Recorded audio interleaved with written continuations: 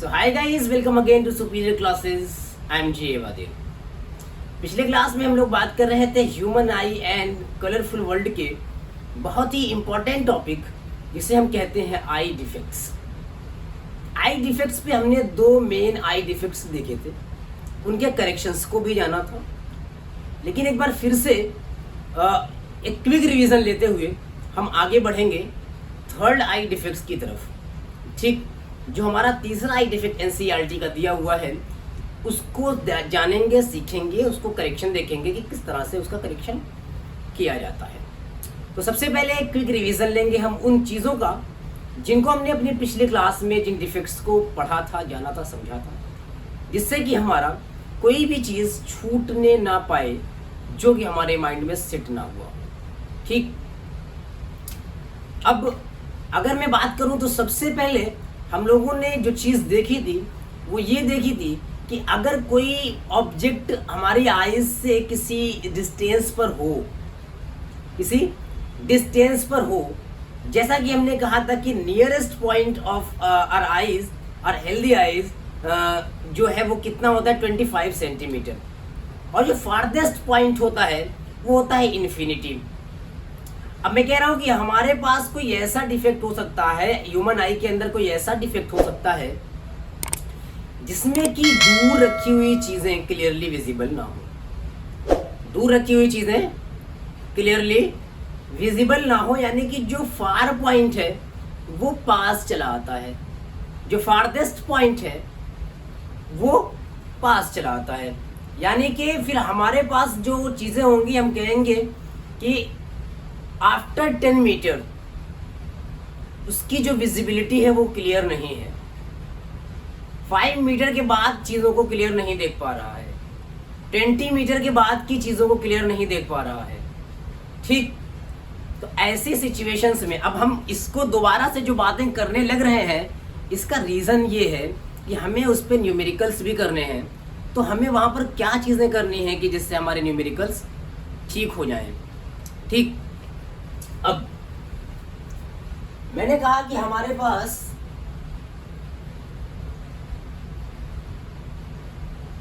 एक ह्यूमन आई के बारे में बात की जा रही है जिसके अंदर ऐसा कोई कॉन्वेक्स लेंस लगा हुआ है। ठीक,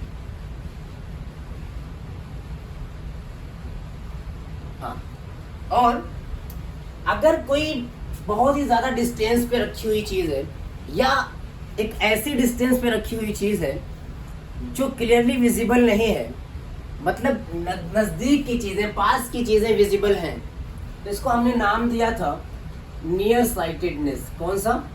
नियर साइटेडनेस। ठीक, और इसको ही नियर साइटेडनेस को ही हम लोगों ने क्या कहा था? मायोपिया।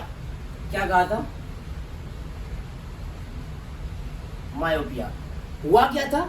हुआ ये था कि डिस्टेंस पर प्लेस्ड किसी ऑब्जेक्ट की अगर इमेज बनाने की बात करें तो वो इमेज का फॉर्मेशन रेटिना से पहले हो जाता था। रेटिना से पहले हो जाता था। सर, रेटिना से पहले होने के रीजंस क्या हो सकते हैं? रेटिना से पहले एनसीईआरटी ने आपको दो रीजंस बताए हैं। पहले इमेज का फॉर्मेशन होने का रीजन ये है कि जितना कन्वर्ज करना है लाइट को, उससे ज्यादा कन्वर्ज कर दिया गया। जितना कन्वर्ज करना है, मान लीजिए कि ये ऑब्जेक्ट है, इस ऑब्जेक्ट से लाइट ये आ रही है और इसको कन्वर्ज करना है कहाँ पर सर? हमारे रेटिना पर, लेकिन उससे ज्यादा कन्वर्ज कर दिया गया तो रेटिना से पहले ही इमेज का फॉर्मेशन हो गया। पहली चीज हो सकती है कि कन्वर्जन ज्यादा हो जाए। ठीक, यानी कि लेंस ठीक हो गया, जो मैंने पिछली क्लास में आपको बताया भी था। लेंस क्या हो गया? ठीक हो गया। अच्छा, दूसरी चीज होती है कि जो रेटिना है ना, आई बॉल इलांगेट कर जाए और रेटिना ही पीछे चली जाए। रेटिना ही पीछे चली जाए, क्योंकि मुझे प्रेस बायोपिया समझना है, इसलिए मैं दोनों चीजों को फिर से एक बार बोल रहा हूं। प्रेस बायोपिया के अंदर जो आपकी मिसअंडरस्टैंडिंग होती है उसको ठीक करने के लिए एक बार मैं फिर से दोनों को बोल रहा हूं। ठीक, क्या? या तो थिकनेस ज्यादा हो जाए, कर्वेचर ज्यादा हो जाए लेंस का, और उसकी पावर ज्यादा होने की वजह से ज्यादा कन्वर्ज करे, पहले इमेज का फॉर्मेशन हो जाए किससे, रेटिना से।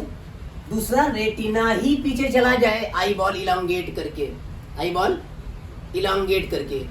इसको हम कहेंगे नियर साइटेडनेस और मायोपिया। पास की चीजें क्लियरली विजिबल होती हैं, दूर की चीजें विजिबल नहीं होती। हमने कहा था कि इससे निपटने के लिए, इसके करेक्शन के लिए हम सुइटेबल पावर का, क्या सुइटेबल पावर का कॉनकेव लेंस यूज करेंगे, जिससे कि इसके कन्वर्जिंग पावर को कम किया जा सके। सर उसके पावर को तो कम नहीं किया जा सकता, लेकिन इसको डाइवर्जिंग लाइट रेज और मिले तो ये जितना कन्वर्ज कर रहा है उतने ही कन्वर्जन में क्या होगा कि इमेज रेटिना पर बनने लगेगी। क्लियर? तो हमें क्या मिला था, हमें मिला था कि इसके करेक्शन के लिए हमें कॉनकेव लेंस यूज करना होता है। अब एक चीज बता दूं जो न्यूमेरिकल में भी आपके काम आएगी, न्यूमेरिकल में भी आपके काम आएगी। जैसे मान लीजिए कि ये ऑब्जेक्ट डिस्टेंस कितना है सर, u, ऑब्जेक्ट डिस्टेंस कितना है u, लेकिन ये इसको देख नहीं पा रहा है, जबकि इससे पहले बनी चीजों को देख पा रहा है, इससे पहले बनी चीजों को, सॉरी पहले प्लेस्ड ऑब्जेक्ट्स को देख पा रहा है, मतलब पास की चीजों को देख पा रहा है। मतलब मुझे एक ऐसा लेंस यूज करना चाहिए ना कि मैं सपोज कीजिए कह दे कि 20 मीटर बोल दे रहा हूँ, 20 मीटर की डिस्टेंस तक की चीजों को देख पा रहा है, 20 मीटर की डिस्टेंस तक की चीजों को देख पा रहा है, और एक ऑब्जेक्ट प्लेस है 25 मीटर पे, जिससे ऑब्वियस सी बात है देख नहीं पाएगा, क्लियरली विजिबल नहीं होगी। मैं कह रहा हूँ कि ये ऑब्जेक्ट है 25 सेंटीमीटर पे, अगर इसका एक इमेज, इसको ऐसा डाइवर्ज किया जाए कॉनकेव लेंस के थ्रू कि इसका इमेज 20 मीटर के डिस्टेंस पर बन जाए। कहने का मतलब समझ रहे हैं? मतलब ये है कि मैंने अगर यहाँ पर कॉनकेव लेंस को यूज किया तो ये क्या करेगा, इसको लाइट को क्या करेगा, लाइट को डाइवर्ज करेगा, लाइट को डाइवर्ज करेगा। ये डाइवर्ज कर दिया इसने। अब जब डाइवर्ज कर दिया, जाहिर सी बात है कि इसको भी उसी लेंस को कन्वर्ज करना है, तो इसको कन्वर्ज करने में इसको जो मेहनत लगेगी तो सुइटेबल पावर का होगा, तो क्या होगा, यहाँ पर इमेज का फॉर्मेशन होने लगेगा। अब अगर मैं देखूं, बैक ट्रेस करूं, तो इस लेंस ने इस ऑब्जेक्ट की जो इमेज बनाई है वो कहीं यहाँ पर बनाई है। एक वर्चुअल इमेज का फॉर्मेशन हुआ है, एक वर्चुअल इमेज का फॉर्मेशन हुआ है, और वर्चुअल इमेज को अब हमारी आईज देख पा रही हैं। अब उसको कन्वर्ज करके उसका इमेज हमारी रेटिना पर फॉर्म हो रहा है। यानी कि हमें लेंस कैसा यूज करना है कि u डिस्टेंस पर रखी हुई ऑब्जेक्ट की इमेज v डिस्टेंस पर बन जाए, v डिस्टेंस पर बन जाए। और जब v डिस्टेंस पर इमेज बनेगी तो वो इमेज हमारे आई लेंस के लिए ऑब्जेक्ट का काम करेगी, वर्चुअल ऑब्जेक्ट का काम करेगी। और जब वर्चुअल ऑब्जेक्ट का काम करेगी तो फिर क्या होगा, हमारी आईज को वो चीज दिखेगी, क्योंकि इमेज की पोजीशन, जो वर्चुअल इमेज है, जो वर्चुअल ऑब्जेक्ट की तरह काम कर रहा है, उसकी पोजीशन हमारे विजन पॉइंट के अंडर है। ठीक, अगर 20 मीटर के पहले की चीजें देख पा रहे हैं तो 20 मीटर पे इमेज का फॉर्मेशन होगा तो दिखेंगी, और यहीं से हम न्यूमेरिकल्स को सॉल्व करेंगे।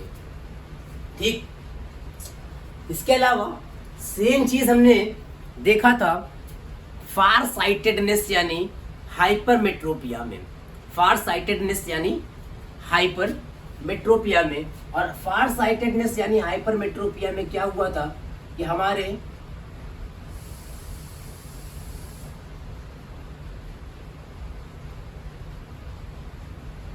आइज के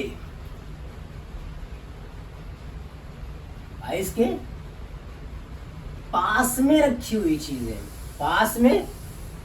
हुई चीजें क्लियरली विजिबल नहीं है। मतलब जो नियर पॉइंट है ना, nearest point of distinct vision, वो दूर चला गया। वो क्या चला गया, दूर चला गया। मान लीजिए कि नियरेस्ट पॉइंट है कितना सा, 25 सेंटीमीटर, और वो चला गया कहां पर, 40 सेंटीमीटर। ठीक, तो देखेंगे कुछ लोग ऐसा दूर करके पढ़ रहे होते हैं, कुछ लोग बहुत पास करके पढ़ रहे होते हैं, चीजें हैं, बताएंगे उनके बारे में। तो अगर ये नियरेस्ट पॉइंट चला गया, दूर दूर हट गया, ठीक, तो अब इस नियरेस्ट पॉइंट पे प्लेस्ड ऑब्जेक्ट का ऑब्जेक्ट हमें क्लियरली विजिबल नहीं होगा। और जब ये विजिबल नहीं होगा तो हम चाहेंगे ना कि हमें कुछ ऐसा करें कि हमें दिखने लगे, और दिखने लगे के लिए हम क्या करें कि इसकी इमेज हमें मिल जाए वहां पर जहां से हमें चीजें दिखती हैं, जहां से हमें चीजें दिखती हैं, क्लियरली विजिबल होती हैं। तो मान लीजिए कि ये अगर यहाँ पर ऑब्जेक्ट है, यहाँ पर ऑब्जेक्ट है, इसको ठीक से कन्वर्ज नहीं कर पा रहा है, ठीक से कन्वर्ज नहीं कर पा रहा है, तो रेटिना से पीछे कहीं मीट कर रहा है और इमेज का फॉर्मेशन रेटिना से पीछे हो रहा है, तो इसको यहीं पर मीट करना चाहिए। और यहीं पर मीट करना चाहिए, इसके लिए हम कौन सा ज़्यादा कन्वर्ज करने के लिए, इसका सपोर्ट करने के लिए एक और कन्वर्जिंग लेंस लेकर के आए थे, और वो कन्वर्जिंग लेंस हमारा बाई कॉन्वेक्स लेंस था। और ये बाई कॉन्वेक्स लेंस ने इसको पहले से ही कन्वर्ज कर दिया था, पहले से ही थोड़ा सा कन्वर्ज कर दिया था। ये तो पहले वाला पाथ होता था, कल मैंने अलग अलग डायग्राम में देखा, बनाया था। अगर आपको चीज़ें क्लियर नहीं है तो पिछले लेक्चर को जाकर के आप देखिए पहले, ठीक है। यहाँ पर हम प्रेस बायोपिया को समझने के लिए चीज़ें समझ रहे हैं। अब हो सकता है कि लेंस थिन हो गया हो, या हो सकता है कि ये आई बॉल आपका चपटा हो गया हो और पास में आ गया हो, और रेटिना कहाँ आ गई हो, पास में आ गई हो। ऐसी सिचुएशन में अगर यहाँ पर मैं बाई कॉन्वेक्स लेंस लाऊंगा तो ये पहले ही इसको क्या करेगा, पहले ही इसको और कन्वर्ज कर देगा। इसलिए अब जो इसका कन्वर्जन होगा वो कहाँ पर होगा, मीट करेगी रेटिना पर। अगर मैं इस लेंस की बात करूं तो मैं इस लेंस से इस कन्वर्जिंग पॉइंट की बात करूं तो ये जो लाइट रेस को कन्वर्ज कर रही है, तो ये भी तो बैक ट्रेस अगर मैं करूं तो ये बाई कॉन्वेक्स लेंस की इमेज बनी ना सर। यहाँ पर बाई कॉन्वेक्स लेंस की इमेज बनी, तो यू पे हमें दिखता नहीं था, उसकी इमेज हमने वी पर बनाई तो हमें विजिबिलिटी क्लियर हो गई। यानी कि यही वो चीज़ होने वाली है जिससे हम न्यूमेरिकल सॉल्व करेंगे कि हमें ऑब्जेक्ट का इमेज कहाँ बना देना है, जहाँ पर चीज़ें हमें क्लियरली विजिबल हों। तो ये था हमारा मायोपिया, और ये क्या था, फार साइटेडनेस या हाइपर मेट्रोपिया। अब जो हमारा अगला आता है ना सर, जिसके लिए मैंने ये सारी चीजें फिर से बोली हैं, वो है हमारा प्रेस बायोपिया। क्या है, प्रेस बायोपिया। सब कुछ ठीक चल रहा है, वो है हमारा प्रेस बायोपिया। और मैं प्रेस बायोपिया को यहीं लिखता हूं ताकि मैं उसको समझा सकूं।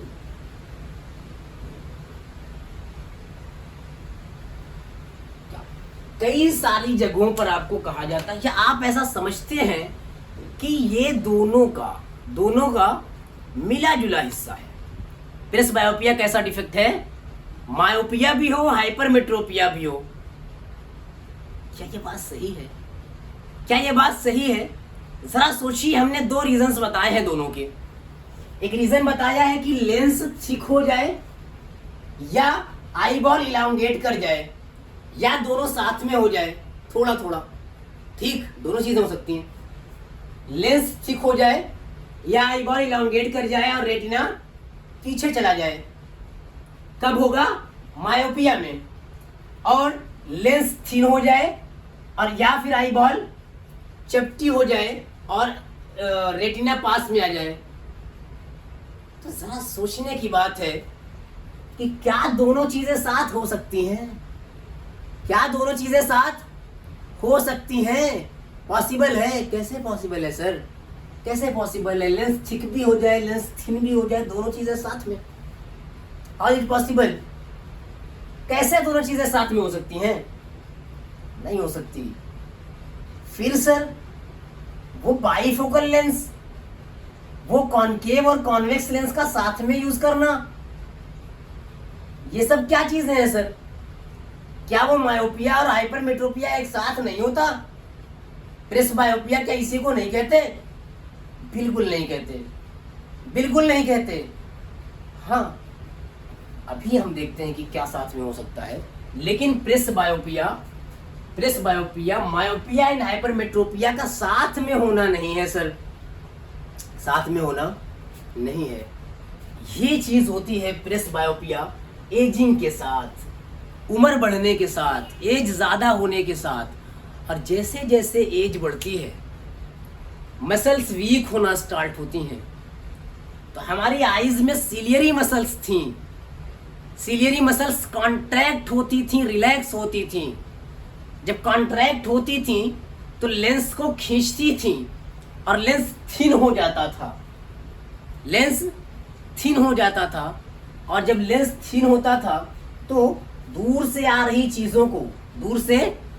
चीज़ों को रेटिना पर फोकस करने, आ रही लाइट रेज को रेटिना पर फोकस करने में हेल्प मिलती थी। ठीक, इसके साथ ही जब लेंस को रिलैक्स करके छोड़ा जाता था सिलियरी मसल्स को, तो लेंस क्या होता था, थिक होता था। और ऐसे में क्या होता था, जब लेंस थिक होता था तो ज़्यादा कन्वर्ज की जाती थी चीज़ें, लाइट्स, तो पास रखी चीज़ों का इमेज बनता था रेटिना पर, है ना। यानी कि पावर ऑफ एकोमोडेशन, हिंदी में कहें तो सामंजन क्षमता, अपने लैंग्वेज में कहें तो ऑटो फोकस करने की जो प्रोबेबिलिटी थी हमारी आइज की, एजिंग के साथ साथ वो वीक होने लगती है, कमज़ोर होने लगती है। और अब दूर रखी चीज़ें हैं, एक निश्चित पॉइंट, एक स्पेशल डिस्टेंस, जिससे ज़्यादा दूर रखी चीज़ें हैं तो भी क्लियरली विजिबल नहीं है। क्यों? क्योंकि इतना ज़्यादा पावर ऑफ एकोमोडेशन अब काम नहीं कर पा रहा है, इतना ज़्यादा पावर ऑफ एकोमोडेशन अब काम नहीं कर पा रहा है। लेंस भी थिक हो गया हो, समझ में आती है बात, ठीक। अब टफनेस आ जाती है, लेंस में भी टफनेस आ जाती है और मसल्स भी क्या होती हैं, वीक हो जाती हैं। जब लेंस में भी टफनेस आ गई, मसल्स भी वीक हो गई, तो अब जब वो चाहेगा कि लेंस को मैं इलांगेट कर दूं ताकि थिन हो जाए, तो जितना नीड है हर बार उतना नहीं कर पाएगा, जितना नीड है हर बार उतना नहीं कर पाएगा। कुछ तो कर रहा है बट उतना नहीं कर पाएगा। और जब चाहेगा कि मैं रिलैक्स हो जाऊं और लेंस को भी रिलैक्स कर दें ताकि वो थिक हो जाए, तो हो सकता है कि जितना नीड हो उतना ना कर पाए। ऐसे में, ऐसी सिचुएशन में हम बाईफोकल लेंस यूज करते हैं, बाईफोकल लेंस यूज करते हैं प्रेसबायोपिया को करेक्ट करने के लिए। उसका रे डायग्राम बनाने की आपको जरूरत नहीं है। रे डायग्राम आपको मायोपिया और हाइपरमेट्रोपिया का बनाना है, जैसे मैंने पिछली क्लास में बनाया था। लिखने की चीजें आपको क्लासरूम के जो नोट्स हैं, ठीक, उसको मैंने हैंड रिटन एक नोट्स प्रिपेयर करके अपने टेलीग्राम चैनल पे जैसे जैसे चैप्टर्स कंप्लीट हो रहे हैं, टॉपिक्स कंप्लीट हो रहे हैं, अपलोड करता जा रहा हूं।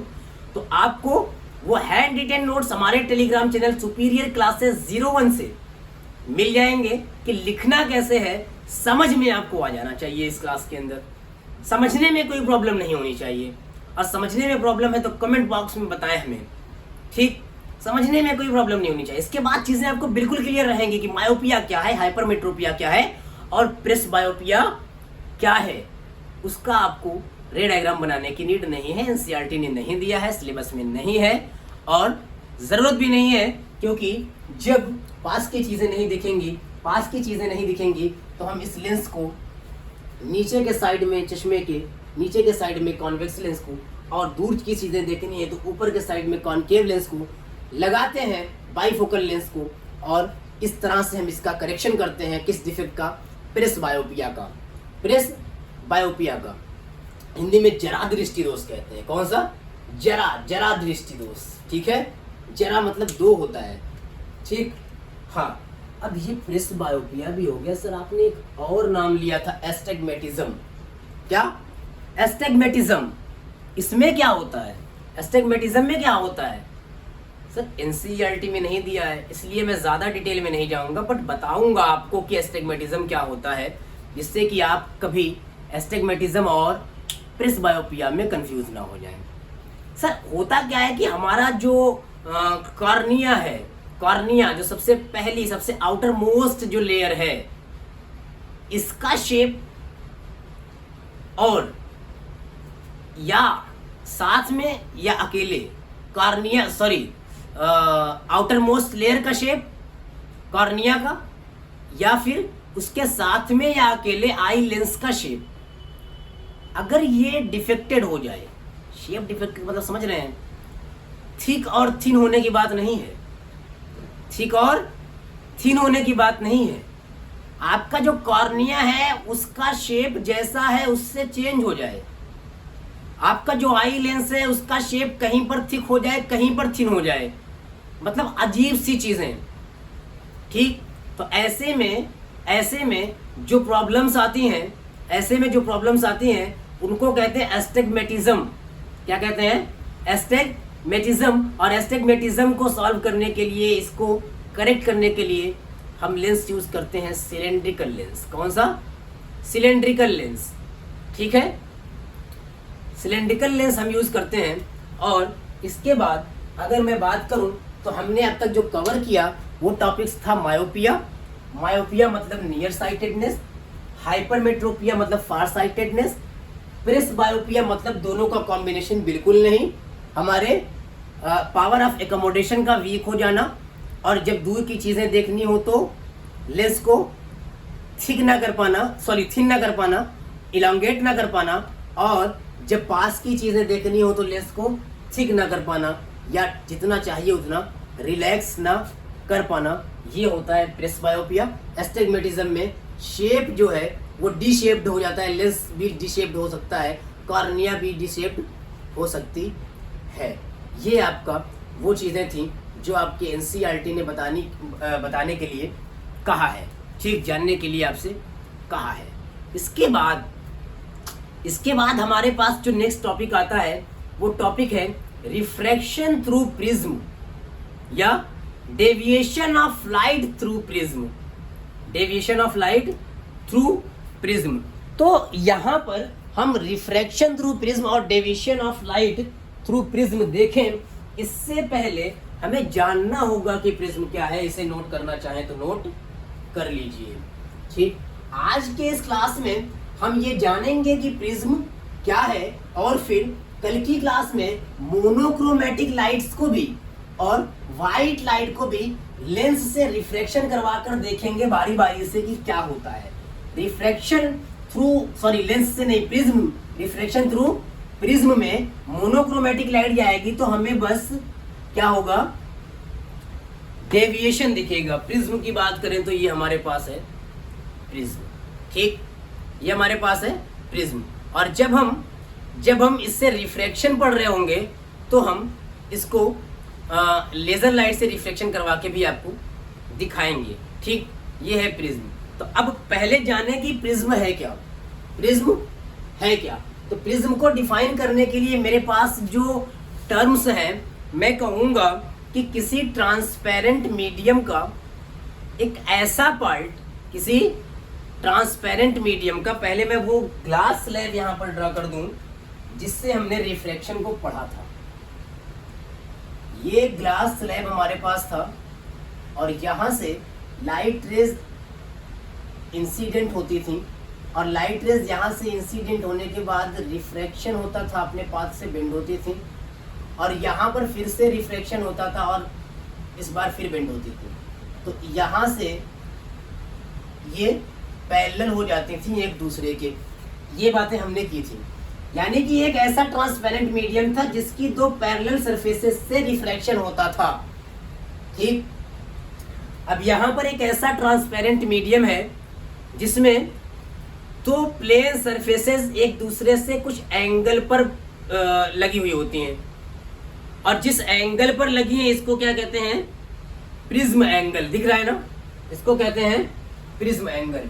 यानी कि अगर मैं बात करूं तो जब लाइट एक सरफेस से जाकर के दूसरे सरफेस से निकल जाए, एक सरफेस से इंटर करके दूसरे सरफेस से इमर्जेंट हो जाए, ऐसी सिचुएशन में अगर ये सरफेसेस किसी एंगल पर है, पैरेलल टू ईच अदर नहीं है, तो इसे हम क्या कहते हैं, प्रिज्म, ठीक। क्या कहते हैं, प्रिज्म। हो सकता है प्रिज्म यहाँ से कटा हुआ हो, इतना ही पार्ट आपको मिले, इतना पार्ट, लेकिन अगर लाइट यहाँ से इंटर करके यहाँ से निकल रही है तो ये प्रिज्म का काम कर रहा है, ठीक है, प्रिज्म का काम कर रहा है। अब मैं जो बात करने जा रहा हूं कि इसे हम लोग ड्रा कैसे करते हैं, ठीक, इसे हम ड्रा कैसे करते हैं।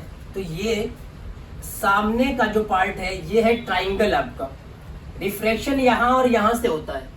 तो मैं अगर इसके इस ट्राइंगल पोर्शन को इस तरह से ड्रा कर दूं, है तो ये 3D शेप में, है तो ये 3D शेप में, लेकिन अगर मैं इसके ट्राइंगल को यहाँ से ड्रा कर दूं और यहाँ से लाइट जाए, रिफ्रैक्शन हो, यहाँ से निकले, ठीक, सरफेस 1 और सरफेस 2, तो ये क्या हुआ, हमारा प्रिज्म। हो सकता है लाइट रे यहाँ से जाए, रिफ्रैक्शन हो और यहाँ से निकले, ये भी प्रिज्म का काम कर रहा है।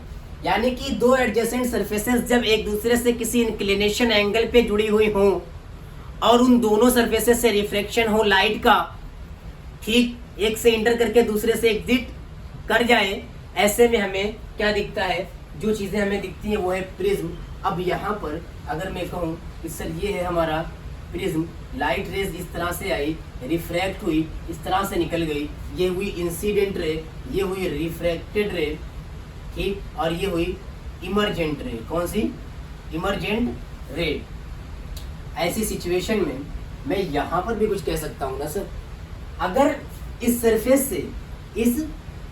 से लाइट इस तरह से इंसिडेंट हुई और यहाँ पर रिफ्रैक्शन हुआ, यहाँ पर रिफ्रैक्शन हुआ और इस तरह से इमर्जेंट हो गई, इस तरह से इमर्जेंट हो गई, तो यहाँ पर भले ही ये ग्लास स्लैब है, लेकिन जो ये एक्शन शो हो रहा है, जो ये एक्शन शो हो रहा है, इसे हम कहेंगे प्रिज्म एक्शन।